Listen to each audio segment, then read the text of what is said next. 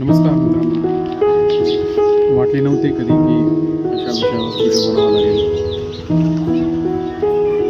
अनेक दिवसांपासून अनेक वर्षांपासून आपण हाच विचार करतो की कोणाला तरी वाईट वाटेल, कोणाचं तरी मन दुखवेल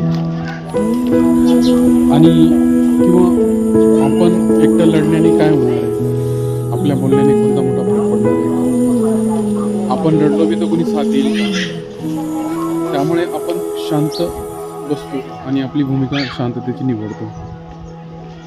अशा या विचारांपायी आपल्यावर ही वाईट अवस्था आलेली आहे. अशा विचारांपायी आपण आपल्या मूलभूत गरजांपासून वंचित राहतोय मित्रांनो.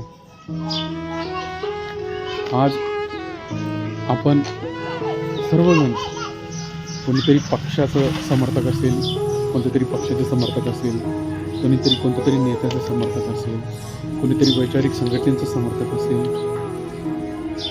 आणि ह्या गोष्टींपायी यातच आपण समाधान मानतो. पण आपल्यावर ही वाईट वेळ येते. आज आपण प्रत्येकजण वैयक्तिक लढाई लढतोय आणि त्याच्यात आपल्याला अपयश येताना दिसतंय. आजवर आपल्याला कोणतेही प्रकारचे भौतिक सुविधा या संपूर्णपणे आजवर मिळालेले नाही आहे. अनेक प्रश्न असेल आपल्या ह्या वागण्यापायी, अनेक प्रश्न, छोटे छोटे प्रश्न जे भीषण होत गेलेले, आरोग्याचा असेल, पाण्याचा असेल, स्वच्छतेचा असेल, उत्तम शिक्षणाचा असेल, त्यानंतर शिवार रस्त्यांचा असेल, बाजारपेठेचा असेल. का? कारण की आपण शांततेची भूमिका घेतलेली आहे. मित्रांनो, शब्दांची किंमत ही वेळ गेल्यावर कळते. आपण सर्वजण एक दिवस आपले हे मौन, शांतता आपल्यासोबत घेऊन जाणार. आपल्याला फक्त एकच खंत राहणार, आपण बोललो असतो तर बरं झालं असतं, आपण योग्य वेळेत बोललो असतो तर चांगलं झालं असतं. मित्रांनो, ही सर्वात मोठी खंत असणार आहे. आपण बघू शकता, मी आज जिल्हा परिषद प्राथमिक शाळा स्टेशन वस्ती न्यायडोंगरी येथे आलेलो आहे. मागील अनेक वर्षापासून इथं मी वावरत असताना अनेक गोष्टींची तर कमतरता आहे. त्यामध्ये एक शौचालय आहे मित्रांनो. त्याची खूप बिकट आणि दयनीय अवस्था झालेली आहे, दुरावस्था झालेली आहे. आपण बघू शकता माझ्या पाठीमागे असलेली ही शौचालय आहे. याचे काम इतके निकृष्ट प्रतीचे झालेले आहे की ते कधीही केव्हाही पडेल, वाऱ्याने कधीही तुटेल अशी झालेली आहे. त्याची बघू शकता तुम्ही अवस्था. ना स्वच्छता आहे, ना कोणत्याही प्रकारची स्टाईल आहे, ना हँडवॉशसाठी वॉश बेसिन आहे, ना पाण्याची व्यवस्था आहे. प्रश्न कोणाचा आहे हा प्रश्न? इमारतीचा किंवा शौचालयाचा नाही मित्रांनो. हा प्रश्न आहे जबाबदारीचा. यासाठी जबाबदार कोण आहे? आपण आपल्या मुलांना शाळेत स्वच्छतेचे धडे घेण्यासाठी पाठवतो मित्रांनो.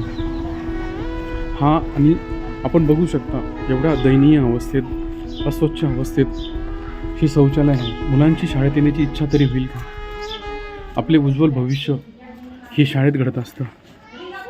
हा प्रश्न मित्रांनो फक्त एक इमारतीचा किंवा शौचालयाचा नाही आहे. हा प्रश्न आहे मुलींच्या सन्मानांचा, हा प्रश्न आहे मुलांच्या आरोग्याचा, हा प्रश्न आहे उत्तम शिक्षणाचा, उत्तम दर्जाच्या शिक्षणाचा. आणि ते मिळवण्यासाठी ह्या छोट्या छोट्या गोष्टी गरजेच्या असतात मित्रांनो. अशा अवस्थेत असलेले शौचालय मुलं शाळेत येण्याची इच्छासुद्धा बाळगत नसेल, कारण की त्यांची होणारी गैरसोय.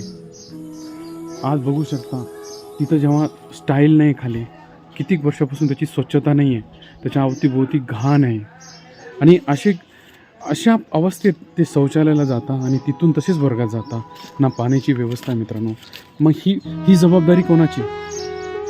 ही जबाबदारी प्रामुख्याने ग्रामपंचायतीची असते मित्रांनो.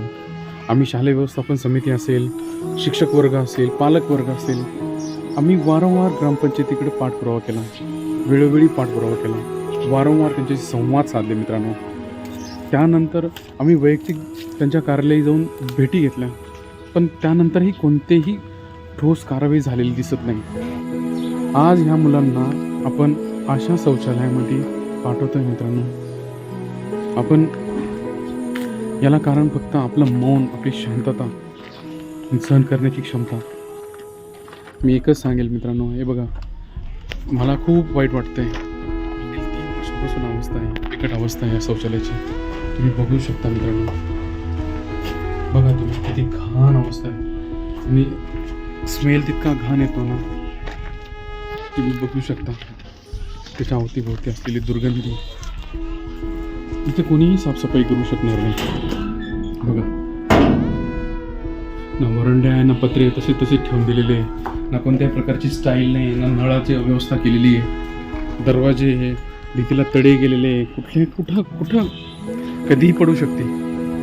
कोणाला असं एवढं असंवेदनशील कसे असू शकता कोणी? मग यांना राग येईल. आपण जेव्हा व्हिडिओ बनवू, आपण जेव्हा असा विषय सोशल मीडियावर टाकू, तर यांना वाईट वाटेल. आम्हाला सांगायचं होतं ना, आम्ही केले नसते का? नाही करत आहे. 2.5 वर्ष झाले, वारंवार वेळोवेळी पाठपुरावे केलेले. तर मी ह्या व्यासपीठावरून एवढेच आव्हान करेल की सर्वांनी ह्या मुलांसाठी, यांच्या सन्मानासाठी, यांच्या आरोग्यासाठी